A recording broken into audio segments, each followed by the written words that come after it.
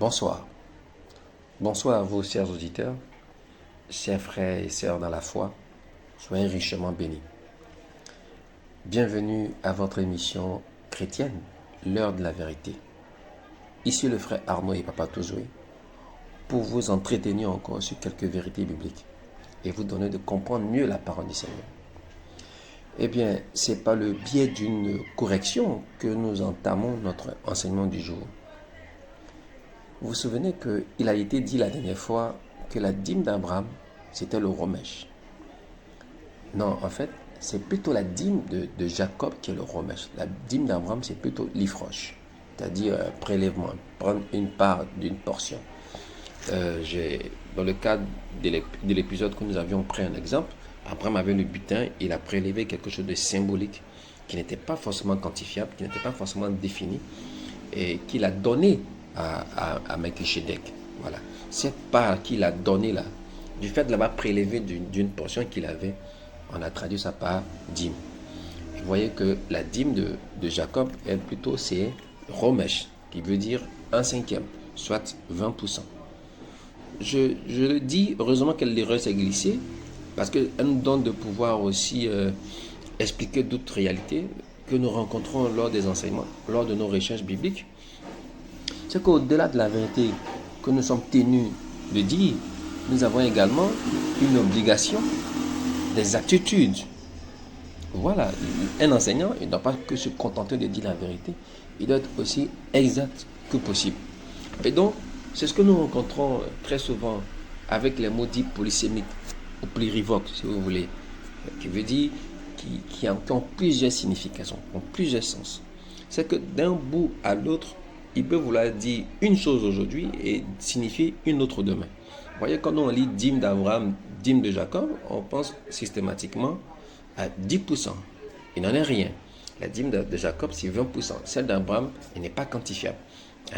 Parce que c'est juste pas le même mot.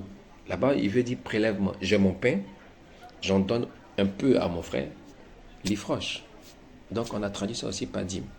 Voilà. Donc, ce que vous devez faire en tant qu'enseignant, ou bien en tant que personne éprise de connaissances qui veulent comprendre la parole de Dieu, si vous en avez les moyens intellectuels, j'entends, il faut faire très attention. Que les mots, il faut les situer dans le contexte. D'abord, le contexte.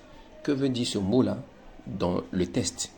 Et puis ici aussi, le contexte, c'est pas que le texte. Le contexte, c'est également le temps. À quel temps sommes-nous? Parce que le mot, il y a 300 ans, il y a 500 ans, il y a 1000 ans, n'a pas forcément la même signification que le mot aujourd'hui. Donc, utiliser les dictionnaires Robert, Larousse, c'est pas mal, mais c'est pas suffisant. Il faut chercher des glossaires. Même les glossaires, quelquefois, ici, ils sont trop modernes. Donc, il faut chercher des dictionnaires anciens, des définitions antiques, pour apprécier de plus près le sens du mot et le sens de la phrase et la pensée de l'auteur. Très bien. Par exemple, je prends un exemple pour clore ce sujet. Le mot secte. Quand on entend secte, nous, aujourd'hui, 2024, on a une perception connotée négativement, automatiquement. Parce que pour nous, secte, c'est quelque chose qui est négatif. Mais quand vous lisez les évangiles, vous voyez bien que là-dedans, il était dit la secte des Nazaréens, parlant des chrétiens. Non, là-bas, c'est même pas méchant. Encore à cette heure-là, c'était pas méchant. Ça voulait juste dire le groupe des Nazaréens. C'est comme ça qu'au premier siècle, dans les premiers jours, dans les premiers temps, on a qualifié les chrétiens. Ah, le groupe de Jésus, là. Ah, on a traduit ça par secte. Mais bien plus tard, quand Paul dit qui est parmi vous aussi des sectes, pour que ceux qui sont approuvés le soient comme tels, ah, le mot secte ici est connoté négativement. Dans la même Bible, d'une période à une autre, d'un lieu à un autre, le même mot a changé de sens. Donc faites très attention. Alors, cela dit, la dernière fois, nous avions parlé le thème, c'était la Sainte Seine ou le repas du Seigneur. Pour l'interrogation. La Sainte Seine ou le repas du Seigneur. Et lors de cet enseignement sur la Sainte Seine ou le repas du Seigneur, nous avons vu également le symbole du pain. Le symbole du pain dans la Bible. Aujourd'hui, le thème qui va meubler le temps que nous allons passer ensemble, c'est le symbole du repas. Le repas pascal, j'entends. Puisque c'est lors de ce repas qu'on a vu le fameux menu. Le pain sans levain, le, le veau ou le chevreau rôti, le vin, et puis quoi d'autre, puis des herbes amères. Voilà. Mais pour revenir un peu à la Sainte Seine ou le repas du Seigneur, on a vu à la lumière des Écritures, bien sûr, que le Seigneur n'a jamais prescrit de Sainte Seine. Et que tout ce que nous faisons et pratiquons comme habitude de Sainte Seine ne vient pas du Seigneur, mais juste et uniquement des commandements d'hommes. Ça a été clair, vraiment, il faut avoir un peu d'humilité face à la parole de Dieu. On s'est trompé, on est passé à côté, et puis corriger, voilà, à son niveau. Très bien. Et donc aujourd'hui, c'est la signification. Nous allons aborder la signification du repas en lui-même. Le symbolisme derrière, le symbole du repas pascal. Hein? On a vu la dernière fois les constituantes, le pain sans levain, le vin, les herbes amères, puis l'agneau rôti, l'agneau sans défaut. Quelle était la signification de ces différents éléments? Est-ce que ces différents éléments étaient des images qui représentaient quelque chose ou bien qui annonçaient quelque chose? Est-ce que c'était juste des symboles? Et aujourd'hui, nous allons en parler. Alors, la première chose, la compréhension. Donc, grand 1, compréhension. Toujours la définition des différentes notions pour s'accorder sur ce de quoi on parle. Parce que je peux dire une chose, avoir une approche du sens, et puis un autre, lui aussi, il a une approche différente de la mienne, mais on utilise les mêmes mots, mais on ne pense pas la même chose quand on le dit.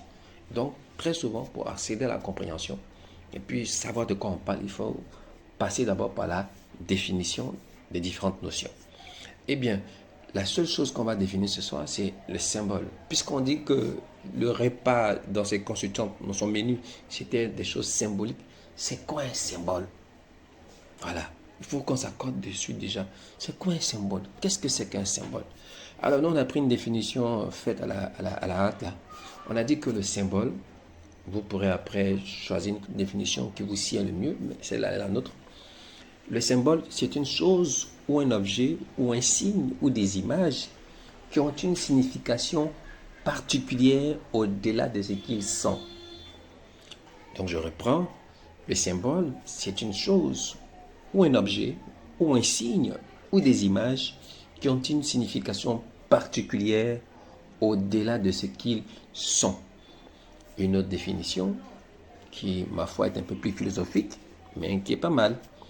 Le symbole, c'est une chose qui représente quelque chose d'autre et qui, au-delà de ce qu'elle est, signifie bien plus. Le symbole, c'est une chose qui représente quelque chose d'autre et qui, au-delà de ce qu'elle est, signifie bien plus. On va prendre des exemples et on va s'accorder tout à l'heure. Donc, on dit que la colombe, c'est le symbole de la paix. Bien, quand vous voyez une colombe sur un drapeau, vous voyez une colombe. Mais au-delà de la colombe, là, vous voyez la paix. Donc, au-delà de l'animal, vous voyez le concept de la paix. Elle représente la paix. C'est le symbole de la paix. Donc, ce n'est pas juste des drapeaux, des oiseaux sur un drapeau, mais c'est la paix imagée, personnifiée par une colombe. Représentée par une colombe. Donc, celui qui représente la notion abstraite, là, on l'appelle le symbole. Un autre exemple, je ne dis pas que c'est biblique, hein, c'est purement mondain, mais la croix, quand vous voyez aujourd'hui une croix devant un bâtiment, automatiquement, vous comprenez que c'est une église. La croix étant devenue le symbole de l'église. Donc, quand vous voyez les deux morceaux de bois juste à poser, vous ne pensez pas à deux morceaux de bois juste à poser. Vous pensez à une église parce que ces deux morceaux de bois-là, ainsi disposés, représentent, mais signifient église. Donc, c'est ça un symbole. Ce n'est pas biblique. Hein? Voilà. Très bien. Comme aussi l'éléphant. L'éléphant qui est le symbole de la Côte d'Ivoire. Donc, quand vous voyez éléphant quelque part sur un drapeau ou bien sur un maillot, vous savez que c'est le drapeau de la Côte d'Ivoire. Comme le pigag à tête blanche pour les Américains, comme le coq pour les Français, comme la fourche et le marteau. La faucille et le marteau pour la Russie, etc. Voilà. Maintenant, c'est quoi le symbolisme? Le symbolisme, pour faire simple, disons que c'est établir le lien entre la chose qui représente et la chose elle-même qui est représentée, entre le signifiant et le signifié. C'est-à-dire, c'est faire le lien entre l'éléphant et puis la Côte d'Ivoire. Ah, éléphant là, c'est Côte d'Ivoire. Voilà. Donc, quand on fait ce lien-là, c'est un peu on est dans le symbolisme. Voilà. Quand on fait le lien également entre la croix et puis, comment ça s'appelle, l'église, on est également dans le symbolisme. Alors, la question de ce jour, c'est: existe-t-il des symboles dans l'église ou bien dans la Bible? Existe-t-il des symboles dans la Bible? Quand on lit la Bible, en effet, on voit par exemple que dans le chapitre 9 du livre d'Hébreux, tout entier, au premier verset déjà, il est dit: la première alliance avait aussi des ordonnances relatives au culte et le sanctuaire terrestre. Quand vous allez lire le livre d'Hébreux, au chapitre 9, tâchez de mettre tous les verbes là à l'imparfait pour obéir à la concordance des temps. Vous allez mieux comprendre parce qu'il y a des erreurs de conjugation qui sont glissées là-bas. Et donc, ça, on vous dit ça. Ça commence, la première alliance avait aussi des ordonnances relatives au culte. Donc, on parle d'une chose qui est au passé. Donc, naturellement, tout ce qui doit suivre doit être mis au passé. Je ferme la parenthèse. Et on va décrire qu'il y avait un tabernacle au verset 2 qui fut en effet construit dans la partie antérieure, appelé le lieu saint.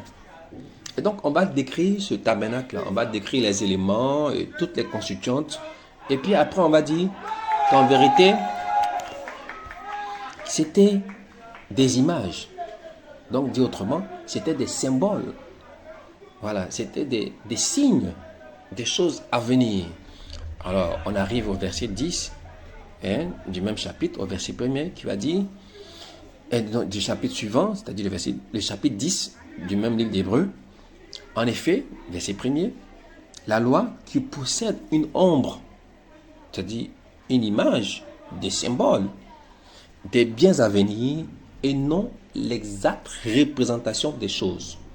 Et donc, toutes ces choses qui étaient ainsi disposées, le temple, les sacrifices, l'autel, tout ça, ce n'était pas ce que ça voulait signifier en tant que tel. Ce n'était pas la chose même, mais c'était juste des symboles, c'était juste des images pour des choses qui devaient venir. Donc tout ça, c'était si vous voulez, des métaphores, mais des représentations, mais ce n'était pas la chose exacte elle-même.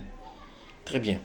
Donc la loi et tout ce que vous connaissez, les sacrifices, les offrandes, et également le repas pascal, le pain, le vin, les herbes amères,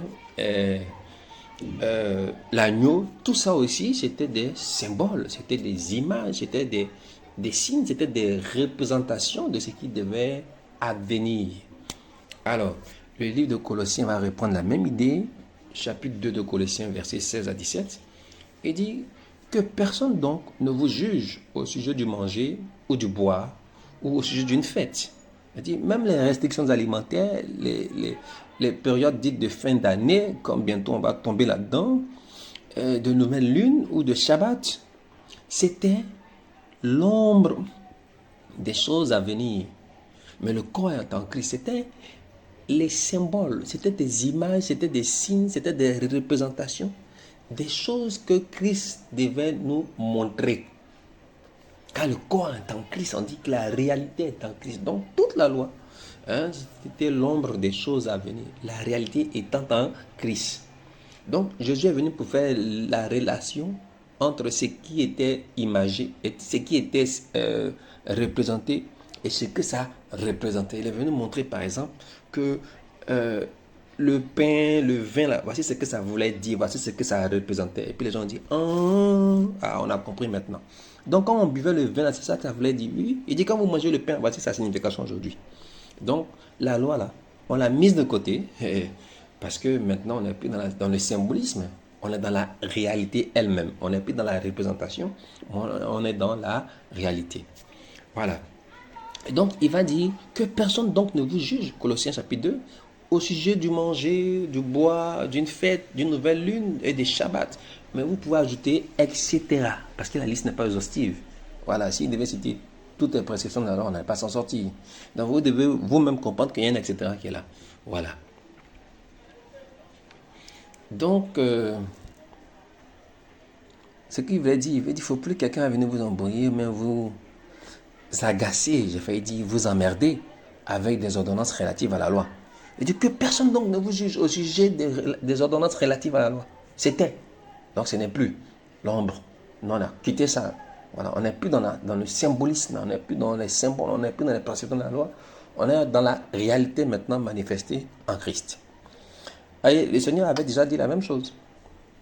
Jean chapitre 5, verset 39. Il dit, vous sondez les Écritures parce que vous pensez avoir en elles la vie éternelle. Ce sont elles qui rendent témoignage de moi. Donc les Écritures que vous sondez là, la loi notamment et les prophètes, vous cherchez, mais tout ce qui est dit dedans là, même si ce n'est pas mon nom qui est écrit, mais c'est de moi que ça parle d'une manière ou d'une autre. Et il va le redire également aux disciples d'Emmaüs. Luc chapitre 24, versets 25 à 27. Alors Jésus leur dit, ô homme insensé, homme sans intelligence, c'est la même chose, dont le cœur est lent à comprendre et à croire ce qu'ont dit les prophètes. Verset 26. Ne fallait-il pas que le Christ souffrit ces choses et qu'il entrât dans sa gloire? Verset 27. Et commençant par Moïse, par antonomase on dit Moïse, sinon on peut dire commençant par la loi, c'est la même chose, Moïse et la loi, c'est une figure de style, antonomase. Voilà, on définit une chose par le nom de la personne. Et commençant par Moïse et par tous les prophètes, il leur expliqua dans toutes les Écritures ce qui les concernait. Donc il va expliquer aux disciples d'Emmaüs pour dire que, en fait, vous voyez, non, quand avant on disait le lieu saint, le lieu très saint, voici ce que ça voulait dire. Il dit, quand on disait le pain là, comment on dit, sans levain, voici ce que ça voulait dire, voici sa signification. Donc Jésus va expliquer, expliciter, dévoiler les mystères cachés jusque-là à ses disciples, à ses apôtres. Voilà. Et donc, la chose la plus importante, c'est qu'en Christ, il n'y a plus de symbolisme. On ne parle plus de symboles en Christ. Puisqu'on dit que les symboles, c'était. La réalité est en Christ. Donc, nous qui sommes venus à Dieu par Christ, là, nous, à vrai dire, on n'a pas connu les symboles. On n'a jamais eu part aux symboles. Nous, on a connu la réalité des choses. Donc, nous, on ne peut pas retourner encore aux symboles, aux choses aux signes, comme si Christ n'était pas venu. Donc, en Christ, il n'y a plus de symboles. Puisque déjà, il est dit dans Jean 19, 30 que tout est accompli. Et Jésus l'a rappelé aux disciples d'Emmaüs. Il dit, mais est-ce qu'il ne fallait pas que ces choses qui ont été dites, toutes ces images, ces métaphores, ces représentations qui ont été énoncées dans l'Ancien Testament, est-ce qu'il ne fallait pas que moi je les accomplisse pour que les Écritures se vérifient? Donc quand Jésus les a accomplis là, nous on ne retourne plus encore à venir faire des représentations de quelque chose dont la réalité est à côté de nous. On ne vient plus encore tomber dans l'arche de l'alliance ou bien dans des choses. Parce que fondamentalement, ça contredit un principe cardinal de la foi chrétienne, de la religion chrétienne en grec si vous préférez. Les vrais adorateurs adorent le Père en esprit et en vérité. Donc ça veut dire que c'est dépourvu de tout ce qui est matériel. On a dit que c'est par l'Esprit de Dieu, dans la pensée et par la parole, des choses purement et simplement spirituelles. Rien n'est matériel. Voilà, donc il n'y a plus de symbolisme. Et si vous retenez encore dans le symbolisme, ça veut dire que vous n'êtes pas dans la lumière, puisque le symbolisme c'est l'ombre. Or la réalité c'est la lumière. Donc celui qui retourne encore dans le symbolisme, ça veut dire qu'il renonce à la lumière pour aller se mettre dans les ténèbres. Très bien. Donc en Christ, retenez qu'il n'y a pas de symbolisme, il n'y a pas de symbole, c'est fini ça. Nous, on est dans la réalité, plus dans le symbolisme, plus dans les symboles. On est dans la réalité. Puisqu'on vous a dit que le symbole là, dans Colossiens et dans, comment ça s'appelle, Hébreu, c'était l'ombre des choses. Et Jésus même l'a dit aussi aux disciples d'Emmaüs. Très bien, donc ça il faut retenir, première chose. Alors, on va voir aujourd'hui quelle est la signification du repas de Pascal qui a été dévoilé par Jésus-Christ. Quel est le sens de l'agneau rôti? Le sens du vin en passant par le pain et le pain sans levain. Et qu'est-ce que tout ça représentait? Qu'est-ce que tout ça signifiait? Qu'est-ce que tout ça signifiait? Première chose, l'agneau. L'agneau qu'il fallait prendre sans tache. Un agneau ou un chevreau d'un an sans défaut. Exode chapitre 12, verset 5. Qu'est-ce qu'il représentait? Qu'est-ce que l'agneau représentait? Quelle était la signification de l'agneau qu'on mangeait autrefois? J'ai dit autrefois, dans l'ancienne alliance, sous la loi. Jésus est l'agneau de Dieu. D'abord, Jean-Baptiste va l'identifier comme tel. Jean chapitre 1, verset 29. Le lendemain, il vit Jésus venant à lui et il dit, voici l'agneau de Dieu qui ôte le péché du monde. Répondant à la question d'Isaac faite des milliers d'années avant lui. Mais Père, où est l'agneau? Et Jean-Baptiste répond, voici l'agneau de Dieu. Donc on attendait Jésus. L'agneau qui a été annoncé, la pratique sacrificielle auquel les gens étaient soumis toutes les fois là, en vérité, c'est Jésus. Donc c'était pour montrer, même la scène d'Abraham avec Isaac, il dit ton fils unique. C'était pour une façon de montrer combien de fois Dieu allait donner son fils unique aussi au monde en sacrifice, l'agneau de Dieu. Donc il a voulu montrer la douleur de ça à Abraham. Abraham, va donner ton fils unique, celui que tu aimes. On dit Dieu a tant aimé le monde qu'il a donné son fils unique. Voilà, donné. Donc aussi Dieu a demandé ça à Abraham pour lui faire éprouver de loin la douleur qu'un père peut ressentir de sacrifier son enfant. En parenthèse, Dieu n'a jamais accepté que Abraham donne. C'était pour essayer. Quand tu veux voir un enfant, jusqu'où il peut être bon, jusqu'où il peut être gentil, excusez-moi, tu vois son pain, tu lui dis, donne-moi aussi, déprends tout. Mais toi, tu n'es pas cruel pour prendre son pain. C'est juste pour tester l'enfant. Et donc Dieu aussi a testé Abraham, qui était un enfant à ses yeux. Voilà, mais il n'a jamais pris. C'est pour dire que si quelqu'un dit de donner ton Isaac, comme très souvent on le fait, non, Dieu n'a pas pris Isaac. Dieu a tenté. Donc je suppose que celui qui vous dit de le faire aussi est en train de vous tenter. Et quand vous serez sur le point de vous lui donner, il va dire non, c'est bon. J'ose croire qu'il va le faire, qu'il sera de bonne foi. Alors, 1 Pierre, chapitre 1, verset 19, on dit le sang précieux de Christ comme un agneau sans défaut et sans tache. Voilà. Donc, c'était lui, effectivement. Christ était l'agneau. Et on le voit dans Apocalypse. Il disait d'une voix forte, Apocalypse 5, verset 12. Il disait d'une voix forte, l'agneau qui a été immolé est digne de recevoir la puissance, la richesse, la sagesse, la force, l'honneur, la gloire et la louange. On le voit également dans Actes chapitre 8, verset 32 à 35, dans Apocalypse chapitre 12, verset 11. Et vous verrez que dans ces différents passages, quand vous remplacez agneau par Christ, ça passe, ça roule. Très bien. Mais on dit un agneau, il n'y a pas qu'un agneau. Dans le menu, il y avait aussi un agneau accompagné de pain. Mais pas n'importe quel pain. Pain sans levain. Exode chapitre 12, verset 8. Donc avant de parler du pain, parlons du levain. C'est quoi le levain? Parce que ça aussi, c'est une représentation particulière. Ça signifie quelque chose de précis. Hein? Voilà, donc c'est quoi le levain? Malheureusement, on est tellement charnel, prétendument spirituel, que quand le Seigneur montre la lune, on est foncièrement concentré sur son doigt, pour ne pas citer Confusi.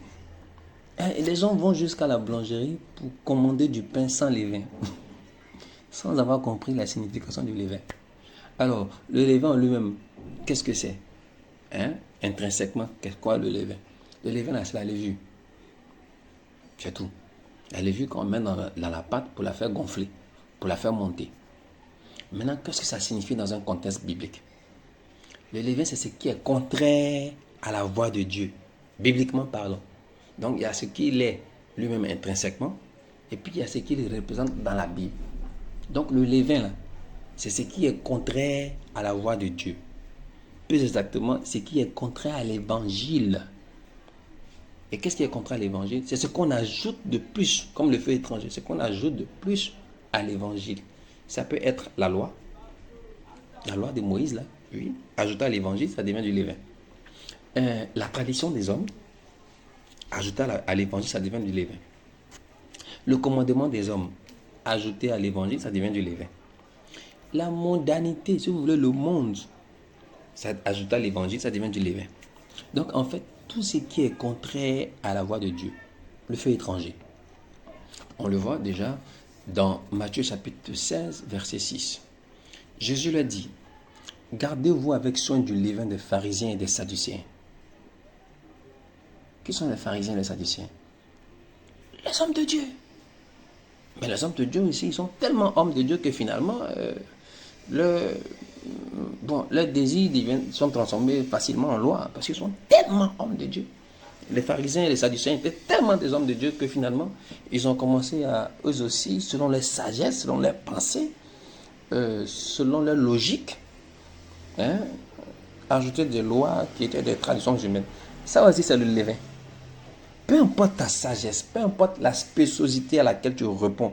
C'est-à-dire, souvent, vous entendez quelqu'un, ce qui dit est logique, c'est cohérent, ça paraît normal. Mais c'est la folie, c'est du levain parce que c'est un ajout. C'est un ajout. Ce n'est pas ce que Dieu t'a demandé. Tu n'es pas plus sage que Dieu. Donc, quand Dieu n'a pas dit, tu ne dis pas que non pour bien faire. On ne commence pas par désobéir en prétendant obéir. Voilà, avec Dieu, c'est comme ça. On ne commence pas par désobéir en prétendant bien faire. Tu fais, même si la loi, tu estimes qu'elle n'est pas juste là. Puisque c'est Dieu qui l'a dicté, tu la suis. Peu importe les prétextes que tu pourras présenter, c'est toujours du levain. Et donc, Jésus leur dit, gardez-vous avec soin du levain des pharisiens et des sadducéens. Les disciples, verset 7, raisonnaient entre eux-mêmes et disaient, ah, c'est parce qu'on n'a pas pris de pain. Verset 8, Jésus ayant connu dit, pourquoi raisonnez-vous vous-même, gens de peu de foi, sur ce que vous n'avez pas pris de pain. Verset 11. Il dit, comment ne comprenez-vous pas, ce n'est pas au sujet des pains. Comment jusqu'à aujourd'hui, les gens ne comprennent pas que le levain là, ce n'est pas au sujet des pains. Donc, inutile d'aller à la boulangerie faire des commandes de pain sans levain. Comment les apôtres aussi ne comprenaient pas au sujet de pain. Jésus dit, mais ce n'est pas des pains que je vous ai parlé. Il dit, gardez-vous du levain des pharisiens, des sadducéens. Verset 12. Alors il comprit, c'était pas trop tôt, que ce n'était pas du levain du pain qu'il avait dit de se garder, mais de l'enseignement des pharisiens et des sadducéens. Malheureusement, nous, 2000 ans plus tard, on n'a toujours pas compris que quand Jésus parlait de levain, il ne parlait pas du levain, la levure. On n'a toujours pas compris parce que c'est devenu une prescription dans nos assemblées, puisqu'on est resté encore dans le symbolisme. Puisqu'on est resté dans l'ombre des choses, on refuse la lumière parce qu'on attache à nos traditions. Mais c'est celles-là justement qui sont appelées le levain. Mais ne sont pas charnelles, prétendument spirituelles que nous disons. Ah, on dit le levain là, ce n'est pas le pain, ça n'a rien à voir avec la levure. C'est une représentation des mauvais enseignements, des traditions, des coutumes, de tout ce qui est étranger à l'évangile. Mais les gens sont encore, jusqu'à 2000 ans plus tard, à des considérations de levure. Ça veut dire qu'on n'a rien compris à la parole de Dieu. Galates chapitre 5, verset 9. Il dit, un peu de levain fait lever toute la pâte. Et quand vous lisez tout le chapitre 5 du Galates, vous voyez que ici le levain fait référence à la loi. Ici on parle de la loi. La loi ici est un levain à l'évangile, c'est un ajout étranger. On le voit également dans Marc chapitre 7, verset 8. Et le levain que nous avons abordé la dernière fois, vous avez vu que on a mis sainte derrière saine, c'est devenu la sainte saine. Mais le mot saint là, ou bien sainte, c'est du levain. Puisque la Bible n'a jamais parlé de sainte saine. Mais nous on est tellement pieux, on est tellement sacro-saint, on est tellement plus royaliste que le roi, qu'on estimait que non, en fait, comme c'est pour le Seigneur là, il faut dire sainte saine. Le Seigneur n'a jamais dit sainte saine. Dès lors qu'on a ajouté sainte derrière là, ça a tout changé, comme vous avez pu vous en apercevoir, comme vous avez pu le réaliser vous-même. Le fait d'avoir ajouté un mot, même si le mot est positif, mais ça a tout changé. Le péché, ce n'est pas ce qui est négatif. Le péché, c'est ce qui est contraire à la pensée du Seigneur. Que ce soit positif ou pas, dès lors que c'est contraire à la pensée du Seigneur, c'est ça qu'on appelle le péché. Donc tu peux donner de l'argent à quelqu'un, puis c'est un péché. Tu peux soigner quelqu'un, puis c'est un péché. Si tel n'est pas la volonté du Seigneur, ce n'est pas l'acte qui constitue le péché, mais la justice s'établit en fonction de ce que Dieu veut. Donc tout ce qui est contraire à sa volonté, est appelé péché. Très bien. Donc, on peut définir aussi le levain comme étant la compromission, comme le péché. Jésus va dire, le prince de ce monde vient et n'a rien à moi. Il n'y a rien d'étranger à moi. Je ne me suis pas compromis. Toutes les propositions qu'il m'a faites de gloire, de richesse, tout ça, je n'ai rien accepté. Je ne me suis pas laissé corrompre. Est-ce que ça, aujourd'hui, on peut trouver des hommes de Dieu qui puissent dire ça? Que toutes les propositions du diable, je n'ai pas accepté. Combien on va trouver? Ah, je sais que mes doigts ne seront pas... mes doigts seront vacants parce que on ne pourra pas les compter du bout des doigts. Hein. Ouais, ça n'a pas fait 10 personnes. Hein. Si 1000, on ne va pas trouver 10. Et donc, Jean chapitre 14, verset 30, il dit, le diable vient, il n'a rien à moi. Je ne me suis pas laissé compromettre.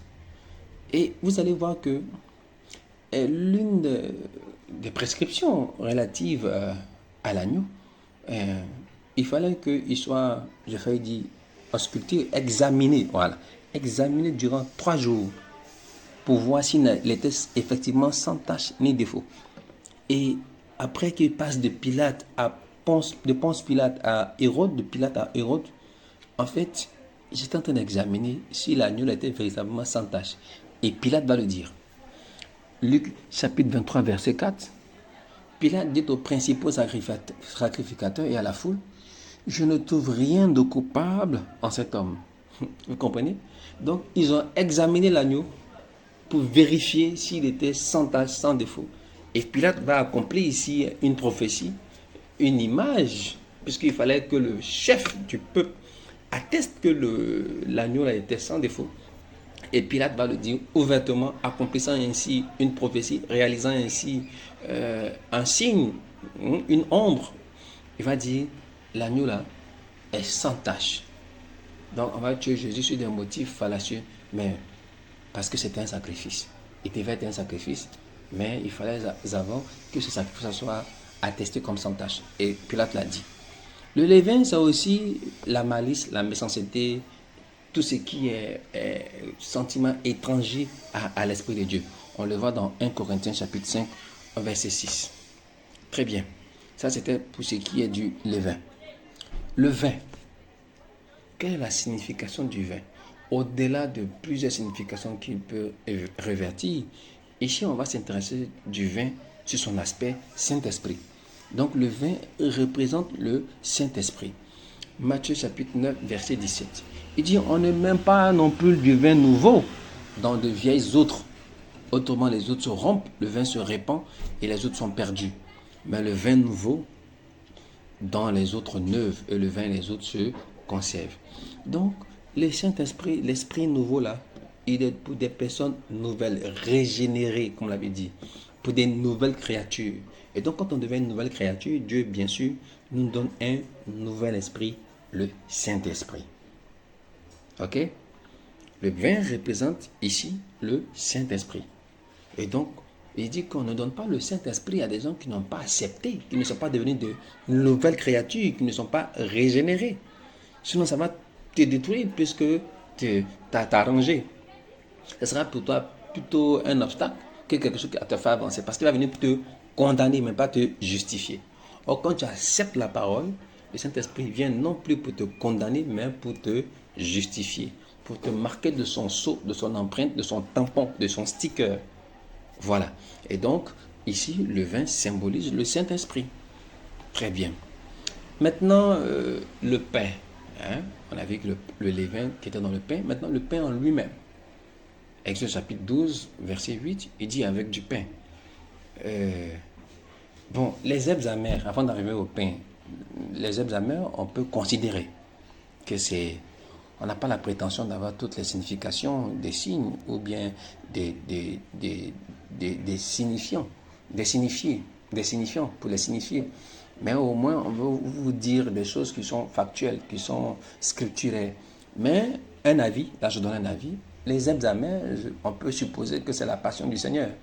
C'est-à-dire le supplice, la douleur, l'amertume qu'il a connue. On peut supposer. Mais pour ce qui est factuel, le pain. Le pain, là au moins c'est scripturel, c'est sans discussion. Le pain, Jésus est le pain.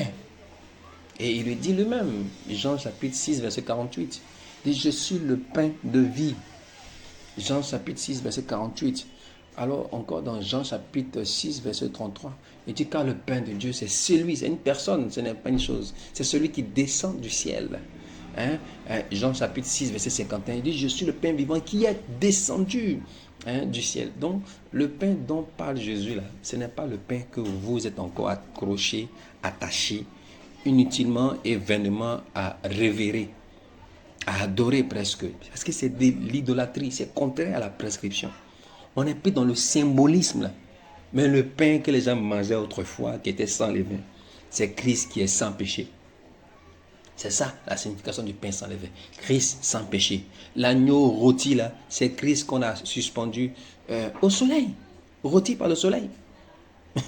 Voilà, donc tout ça c'était des métaphores, c'était des images, c'était des comment on a dit là, des symboles. Donc on n'est plus dans les symboles, on est dans la réalité. Maintenant le pain là, ce n'est plus du bread, du foutoutou, ce n'est plus du pain, ce n'est plus voilà, le pain de la boulangerie, qu'il soit avec ou sans levain. Mais c'est la personne de Jésus. Mais vous voyez, les chrétiens sont encore en train de révérer des morceaux de pain. Vous voyez, le corps de Christ est dedans. Et ils ont créé deux doctrines, deux courants de pensée qui s'opposent et s'opposent entre elles. Il y a un qui dit non, Jésus est dedans, non, c'est le symbolisme, mais on n'est plus dans ni l'un ni l'autre. Vous voyez comment la religion, quelquefois, sur ces deux aspects même est dans le faux, parce que le dénominateur commun, là, c'est que les gens encore sont restés dans l'ombre. Ils sont encore restés dans le symbolisme. Maintenant, quelle est la signification pour eux de ce symbolisme-là? C'est que certains disent non, que Jésus est véritablement dans le pain là, parce qu'il a dit celui qui ne mange pas ma chair. D'autres qui disent non, c'est uniquement symbolique. Mais vous êtes encore dans le symbolisme, que ce soit d'une part ou de l'autre. Mais toujours est-il que vous n'êtes pas dans la vérité. Vous êtes dans tout sauf dans la vérité. Parce que le Seigneur a dit, mais moi, la foi chrétienne, on n'est plus dans les choses matérielles. On n'est plus dans les choses. On n'est plus dans l'ombre, puisqu'on est dans la lumière maintenant. Je suis venu accomplir le repas. Et donc, le repas que je vous ai prescrit là, il n'est pas ordonnancé, comme l'était le précédent. Le repas que je vous ai prescrit, il n'y a pas un menu qui est défini, comme l'était le précédent. Il n'y a pas une heure qui est fixée, comme l'était le précédent. J'ai vu des personnes dire que c'est à 15 heures à l'heure de l'offrande. Non, c'est pas vrai. On a dit entre les deux soirs. La dernière fois, on a montré ça dans Exode chapitre 12. On dit entre les deux soirs. C'est pas 15 heures. C'est pas la 9e heure. La 9e heure, c'est l'heure du sacrifice. Mais ce n'est pas l'heure du repas pascal. Hein? Souvent aussi, faites attention à ce que les gens disent. Vérifiez, quelle que soit la notoriété des personnes, ça n'empêche pas que vous, à votre niveau, vous puissiez vérifier. Parce que chacun rendra compte à Dieu pour lui-même. Il n'y a personne qui dira, ah, c'est le pasteur là qui m'a dit. Ça ne sera pas retenu. Ça ne sera pas recevable pour votre défense. Chacun rendra compte à Dieu pour lui-même. Il n'y a pas c'est celui-là qui m'a dit, c'est celui-là qui a dit que, celui-là qui a fait que. Sinon, moi-même là, je ne l'ai pas fait. Il n'y a pas ça là-bas. Très bien. Et donc, on n'est pas dans le symbolisme. Donc, le pain, c'est Jésus. Maintenant, quand Jésus dit de manger ma chair, là, est-ce qu'il est en train de parler de sa chair physique? Il y a un contexte aussi dans lequel il a dit ça. Mais avant d'en arriver là, je veux... parlons des attributs de Jésus-Christ. Jésus a plusieurs attributs, mais aujourd'hui on va en parler. On va parler de 4 principalement. Il est l'agneau, il est le lion, il est beaucoup de choses. Il est le toit matin. C'est des attributs de Jésus. Ça veut dire quoi? Ça veut dire qu'en fonction du rôle qu'il joue, du lieu où il se trouve, il porte un nom approprié. Donc quand il est à la boulangerie, il est le grand boulanger. Quand il est à la justice, il est le grand avocat. Quand il est à l'aéroport, il est le grand pilote. Donc en fonction des différents rôles qu'il joue, il a un nom. C'est ça qu'on appelle des attributs. Et donc Jésus est à la fois la parole, à la fois la lumière, à la fois le pain, à la fois l'agneau. C'est différents attributs. Mais tout ça là, c'est en fonction du rôle qu'il joue. Quand il est sur l'autel, sur la croix, l'autel c'est la croix, pas la croix que vous portez, mais la croix Golgotha, il est l'agneau. Il est l'agneau. Quand il intercède auprès du Père, il est l'avocat. Quand il est au ciel, il est la parole. Quand il est sur la terre, il est la parole faite chair. Mais quand il retourne, il nous laisse la parole, mais plus la parole faite chair, mais la parole parlée. Sa parole, c'est prescription, l'évangile. Donc quand il dit manger ma chair, il n'est pas en train de dire de me manger moi. Non, comme un anthropophage. Non, il est en train de dire acceptez ma parole. Puisqu'il s'est égalisé à sa parole. Et les apôtres ont bien compris ça. Les apôtres ont bien compris. Donc je reprends. Quand Jésus est au ciel, comme on voit dans Jean, là, on va lire ensemble. Jean chapitre 1, verset 1 à 14. Au commencement était la parole. Et la parole était avec Dieu. Donc elle avec Dieu au ciel. Elle était au commencement avec Dieu, verset 4. Elle était la vie et la vie était la lumière. Vous voyez que c'est la même personne qui joue deux rôles. La vie, la lumière et la parole. Elle est venue. Donc la parole est venue chez les siens. Mais quand elle vient chez les siens, est-ce qu'elle reste parole? Non. Elle est venue chez les siens n'ont point reçu. Mais à tous ceux qui l'ont reçu, à ceux qui croient en son nom, elle a donné le pouvoir, la parole là, de devenir enfants de Dieu. Lesquels sont nés non du sang ni de la chair, mais de la volonté de Dieu. Et la parole a été faite chair. Donc quand la parole quitte le ciel pour venir sur la terre, elle se matérialise, elle devient chair. Et elle a habité parmi nous. Donc Jésus est la parole. Donc quand il dit manger ma chair, il n'est pas en train de dire de manger ma chair physique. Personne ne l'a fait. Mais il est en train de dire accepter ma parole. Et quand il dit de boire mon sang, mais le sang c'est l'esprit. À ceux qui crurent, ils ont reçu le don du Saint-Esprit. À l'épisode de Actes chapitre 2. Ils furent vivement touchés par la parole. Ils acceptèrent la parole. Ils crurent en la parole. Et on leur a dit quoi? Faites-vous baptiser, vous recevez le don du Saint-Esprit. Donc, il faut que vous deveniez de nouvelles créatures. Il faut que vous soyez régénérés. Comme on a vu tout à l'heure avec le symbole du vin. On ne met pas le vin ancien dans les anciennes outres. Donc, il fallait nécessairement pour ceux-là, maintenant qu'ils ont reçu la parole, qu'ils ont mangé la parole, qu'ils passent par le baptême et recevoir le vin qui est le Saint-Esprit. Alors, quand il est au ciel, il est la parole.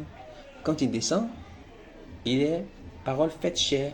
Mais quand il retourne au ciel, qu'est-ce qu'il nous laisse? Il nous laisse la parole. Hein? Donc, comprenez que c'est simple. Bon, on va lire ça. Manger là, quand je dis manger ma chair, ça veut dire accepter ma parole. Quand il dit boire mon sang, recevez mon esprit. Très bien. On va prendre Jean chapitre 30 jusqu'à verset 68. On va lire des séquences. Les gens vont dire, mais toi-même, tu parles depuis là, tu fais quel miracle même? Verset 30. Nos pères ont mangé la manne dans le désert. Jésus leur dit, en vérité, je vous le dis, Moïse ne vous a pas donné le pain du ciel. C'est pas ça là que le pain du ciel. Le pain que vous avez vu qui est en haut là, c'est pas ça que le pain du ciel. Mais mon Père vous donne le vrai pain du ciel. Ça dit moi-même. Mon Père vous donne le vrai pain du ciel. Le pain, c'est qui? C'est Jésus. Verset 35. Jésus lui dit, je suis le pain de vie. Car je suis descendu du ciel. La volonté de mon Père, c'est que quiconque voit le Fils croit en lui. Donc qu'il accepte, qu'il le mange, qu'il le reçoive. Qu'il reçoive quoi? Le pain là, qui est égal à la parole. Donc recevoir Jésus, c'est accepter sa parole. C'est pour ça qu'on a dit une fois qu'il y a beaucoup de chrétiens qui croient en Jésus sans avoir accepté sa parole. Ça veut dire que c'est une foi bizarre qui est fondée sur du vent. Non, on accepte Jésus quand on a reçu sa parole, quand on a cru en sa parole. Les gens ont commencé à croire avant de savoir ce que c'est que la parole. On a vu dans l'enseignement sur l'évangile, sur la foi chrétienne. On ne va pas revenir. Et les Juifs murmuraient à son sujet, parce qu'il avait dit, je suis le pain qui est descendu du ciel. Jésus leur répondit, ne murmurez pas entre vous. En vérité, au verset 47, je vous le dis, celui qui croit dans moi, celui qui me mange, qui accepte ma parole, a la vie éternelle. Je suis le pain de vie. Je suis le pain qui est descendu du ciel, afin que celui qui en mange ne meure point. Verset 50. 51 dit, je suis le pain vivant. Vivant, le pain vivant qui est descendu du ciel. Si quelqu'un mange de ce pain, il dit de ce pain. Ce pain qui est quoi? Qui est la parole. Qui est quoi encore? Qui est la personne de Jésus. Parce que les trois choses sont égalisées. C'est-à-dire qu'elles sont égales. C'est des synonymes. Donc Jésus fait un jeu de mots. Pourquoi? Il y a une intention ici. Il veut faire le tri parmi les disciples. En fait, il commence à avoir des paroles dures à dessein.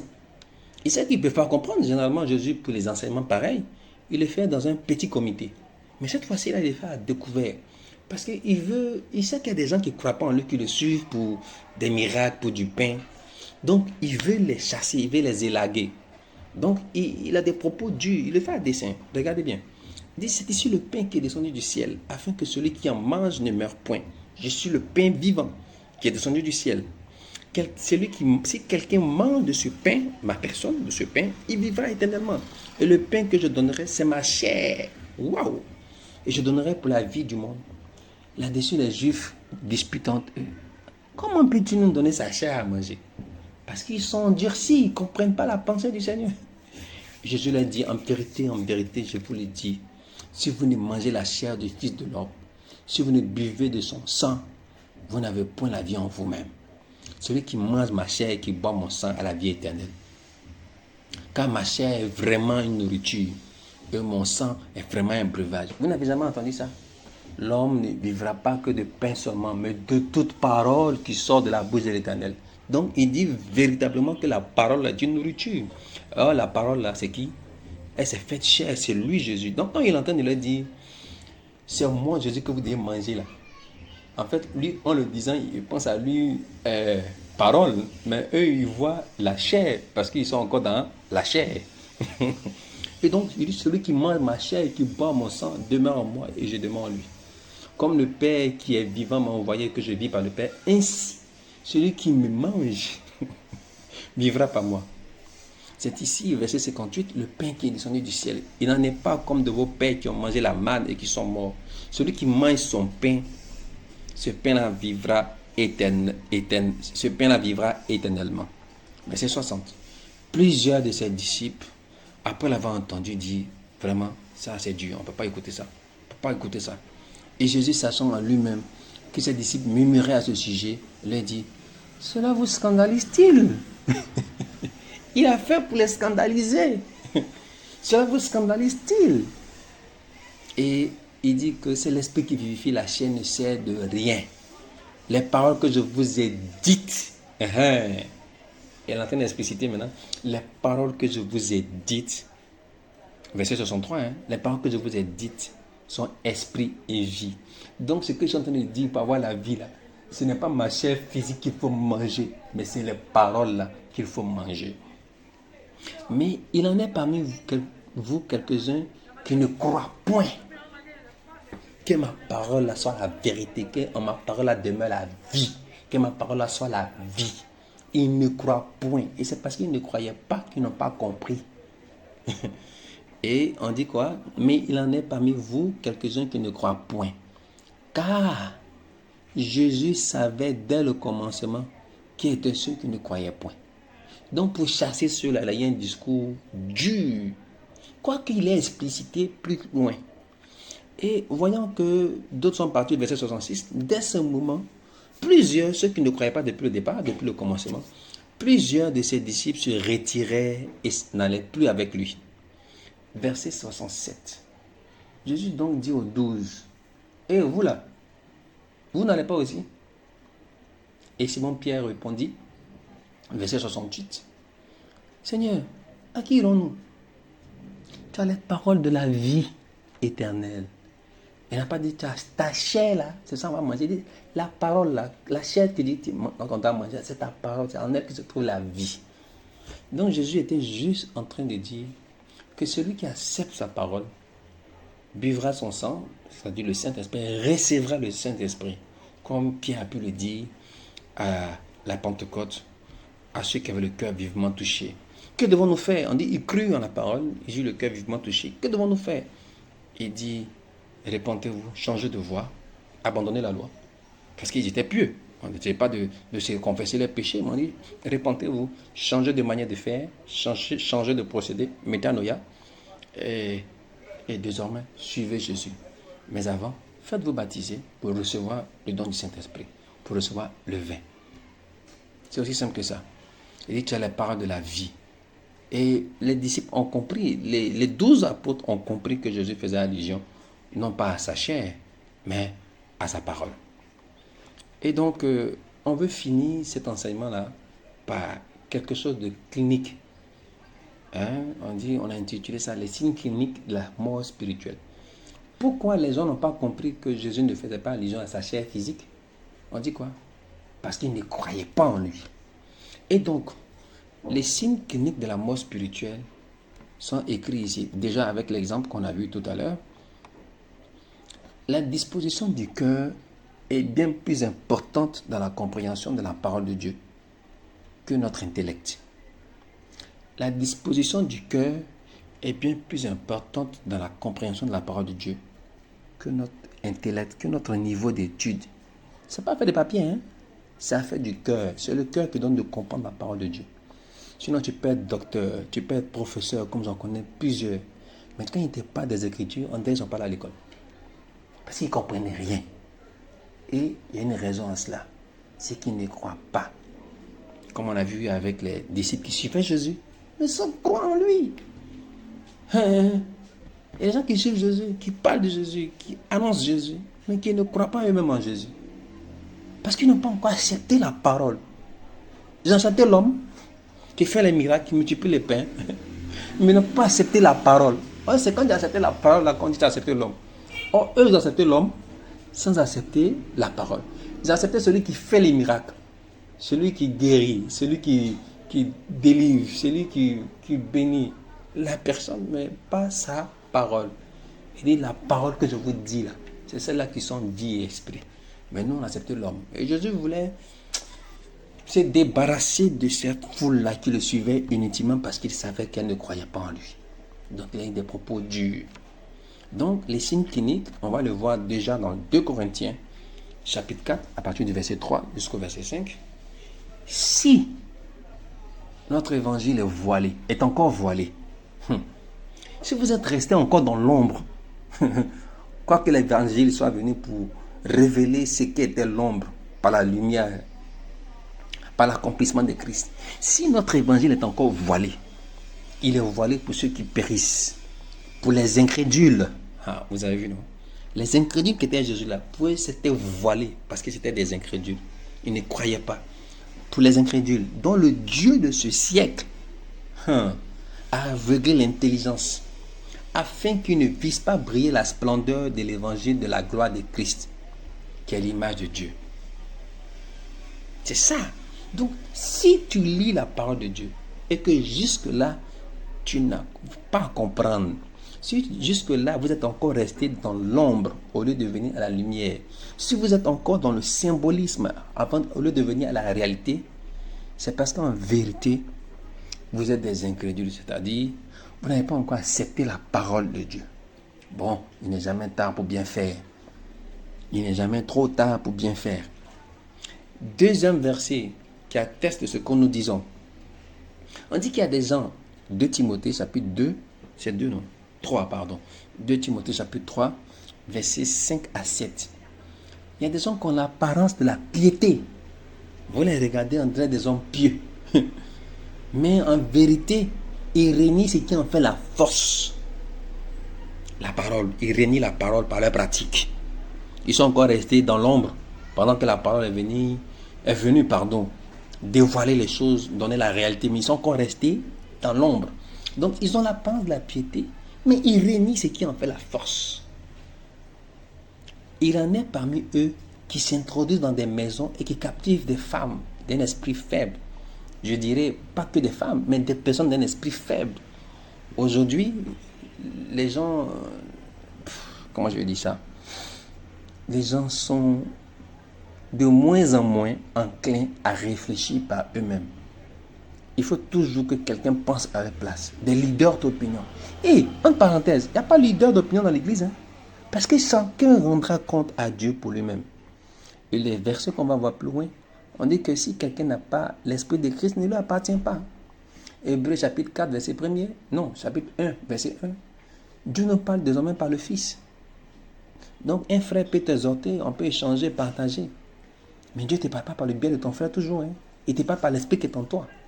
Parce que l'esprit qui s'émeut, qui agit, qui parle en lui, c'est le même esprit aussi que tu as reçu. Faites très attention. Hein? Alors, je reviens au verset. Il dit, il en est parmi eux qui s'introduisent dans les maisons, qui captivent les femmes d'un esprit faible, pas que les femmes. Aujourd'hui, il y a beaucoup d'hommes aussi d'un esprit faible et borné. C'est-à-dire carré. Ils ne voient pas au-delà. Ils n'interrogent pas. Ils n'examinent pas. Ils ne vérifient pas. Ils ne font pas d'introspection. Ils ne cherchent pas à comprendre. Ils suivent simplement.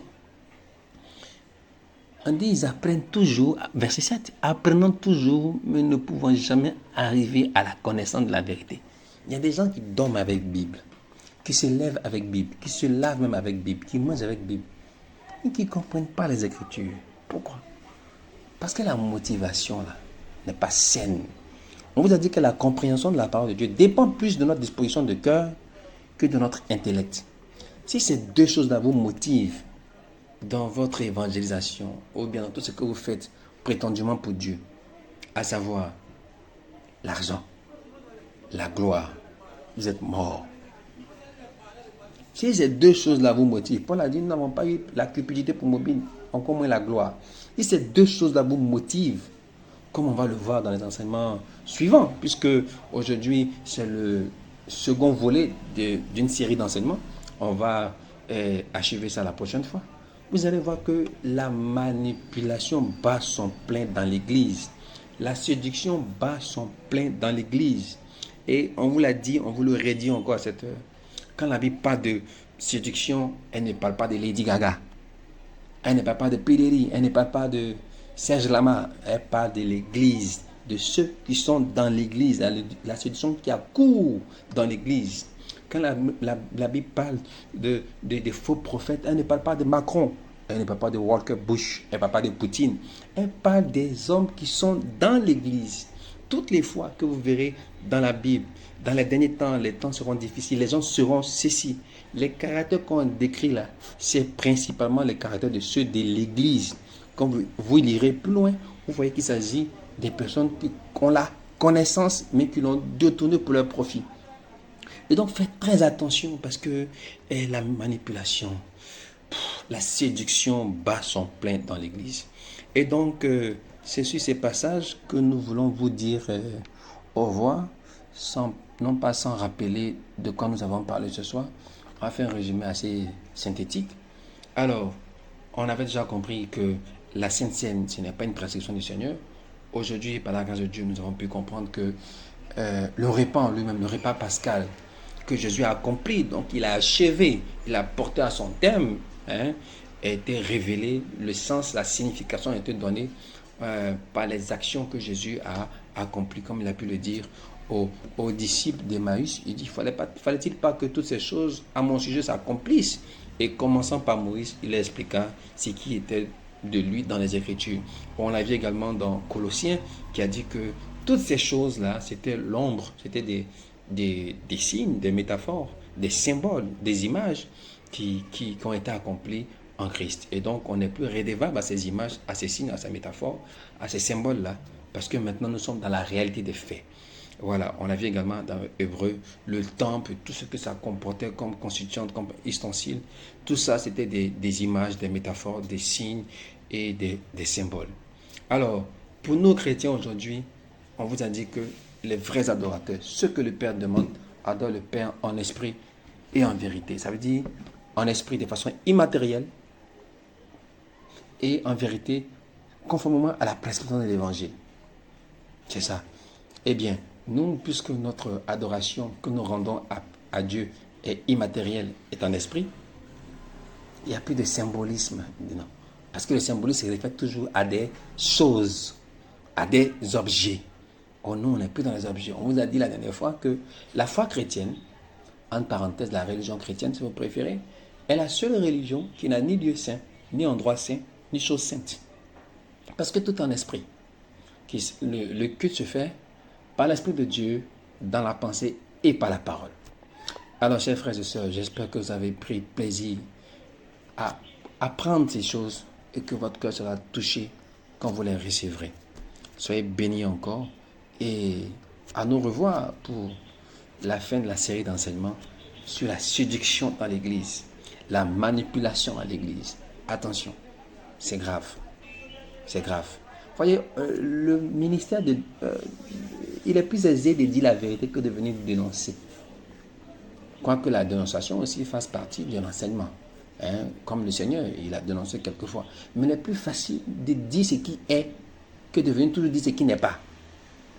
Mais quelquefois aussi, force est de constater qu'on a besoin d'arracher pour s'aimer.